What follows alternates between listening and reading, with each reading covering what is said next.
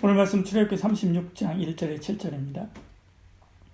부사렐과 오홀리압과 및 마음이 지혜로운 사람 곧 여호와께서 지혜와 총명을 부으사 성소에 쓸 모든 일을 할 줄 알게 하신 자들은 모두 여호와께서 명령하신 대로 할 것이니라. 모세가 부사렐과 오홀리압과 및 마음이 지혜로운 사람 곧 그 마음에 여호와께로부터 지혜를 얻고 와서 그 일을 하려고 마음이 원하는 모든 자를 부르매 그들이 이스라엘 자손의 성소에 모든 것을 만들기 위하여 가져온 예물을 모세에게서 받으니라.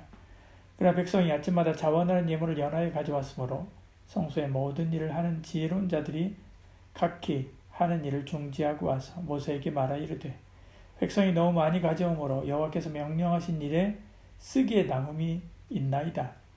모세가 명령을 내리매 그들이 진중에 공포하여 이르되 남녀를 막론하고 성소에 드릴 예물을 다시 만들지 말라 하며 백성이 가져오기를 그치니 있는 재료가 모든 일을 하기에 넉넉하여 남음이 있었더라. 아멘.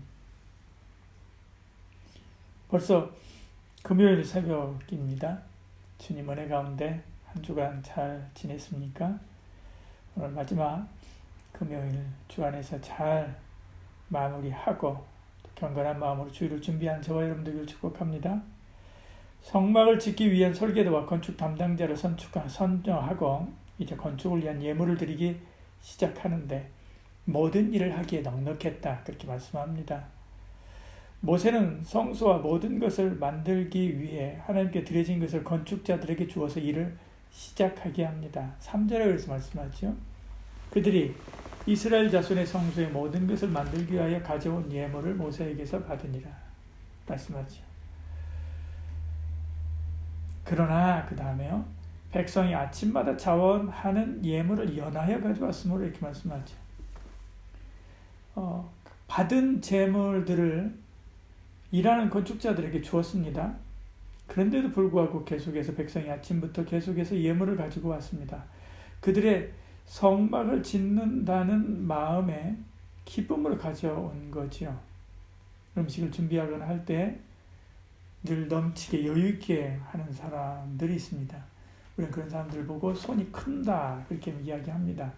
그들의 공통된 지론은 먹고 남는 것이 좋지 부족하면 안 된다라는 생각이죠. 그래서 그들의 잔치에는 늘 넘치고 여유롭습니다. 이처럼 하나님도 손이 큽니다. 하나님이 역사하실 때는 늘 넘쳐나죠. 고린도후서 9장 8절에 이렇게 말씀합니다. 하나님이 너희 모든 은혜를 너희에게 넘치게 하시나니 이는 너희로 모든 일에 항상 모든 것이 넉넉하여 모든 착한 일을 넘치게 하게 하려 하심니라. 그렇게 말씀하죠. 로마서에서도 하나님께서 넉넉히 이기게 하신다. 그렇게 말씀하고 있는 구절이 있는 것을 압니다. 우리도 그렇습니다. 뭔가를 낭비해서는 안 되지만 인색함이 아니라 넘치는 사랑과 섬김과 은혜로 살아야만 하죠. 너무 많이 가져오자 하던 일들을 중지하고 모세와 함께 대책회의를 합니다. 4절에요. 성소의 모든 일을 하는 지혜로운 자들이 각기 하는 일을 중지하고 와서 모세에게 이제 이야기하죠. 너무 많으니까 이제 그만 가져오라고 명령해 주십시오. 부탁합니다. 5절에 말씀하죠. 모세에게 말하 이르되 백성이 너무 많이 가져오므로 여호와께서 명령하신 일에 쓰기에 남음이 있나이다. 이 소식을 들은 이 말을 들은 모세는 더 이상 가져오지 말라라고 백성들에게 명령하죠. 6절에 말씀합니다. 모세가 명령을 내리며 그들이 진중히 공포하여 이르되 남녀를 막론하고 성소에 드릴 예물을 다시 만들지 말라 하며 백성이 가져오기를 그치니 이렇게 말씀하죠. 물자가 많으면 좋지 않습니까? 그런데 그들은 그러지 않았습니다. 건축자들이 착복할 수도 있는데 자기 배를 불릴 수도 있는데 그러나 그들은 그러지 않았지요. 그들은 낭비하지 않고 필요한 만큼 정직하게 사용하는 것을 보지요. 오늘 교회도 마찬가지입니다. 주의 일을 위해서 헌금한 것을 낭비하거나 유용해서는 절대 안 되지요. 투명하고 정직하게 그리고 공정하게 집행해야만 합니다. 왜요?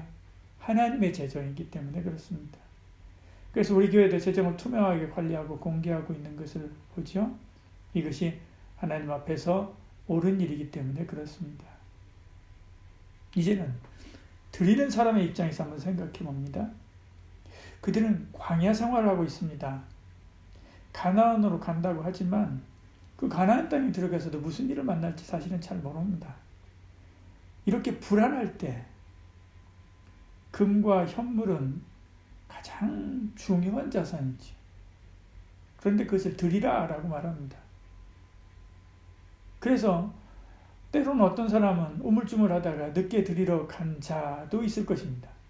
그들은 드리지 못하지요. 6절에 말씀하지 않습니까? 드릴 예물을 다시 만들지 말라라고 명령하지요. 그리고 나서는 더 드릴 수가 없는 거죠. 근데 지금 이 사람들은 대부분 광야에서 평생을 보내다가 다 죽습니다. 하나님께서 40년 동안 그들을 먹이고 입히시죠.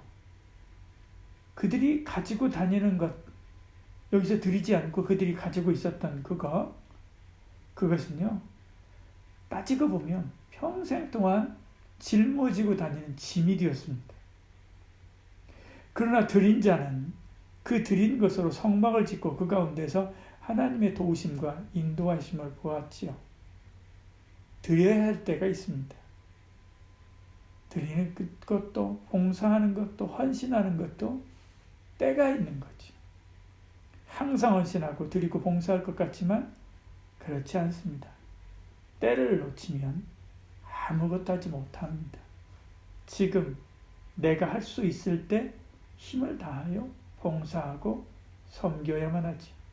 그래야 그것이 짐이 아니라 날개가 됩니다. 저와 여러분 오늘도 하루 온 종일 주님 앞에 맡기고 의뢰하며 주님께서 나를 부르신 부르심이 무엇인지 생각하고 그 일을 위해서 자신이 오늘 내가 하나님을 위해서 내야 할 시간은, 그리고 정성은, 섬김은, 혹은 선한 행실은 무엇인지 돌아보고 그것을 충실히 잘 감당하는 저와 여러분들을 축복합니다. 그것을 통해서 우리의 직장에, 나의 생활권에, 나의 가정에 하나님의 영광이 나타나게 되는 것이죠. 그래서 우리를 더욱더 힘있고 더욱더 은혜롭고 기쁘고 행복하게 살도록 하실 것입니다. 오늘 하루도 주님께 맡기고 주 안에 승리하는 저와 여러분들을 축복합니다. 기도하겠습니다.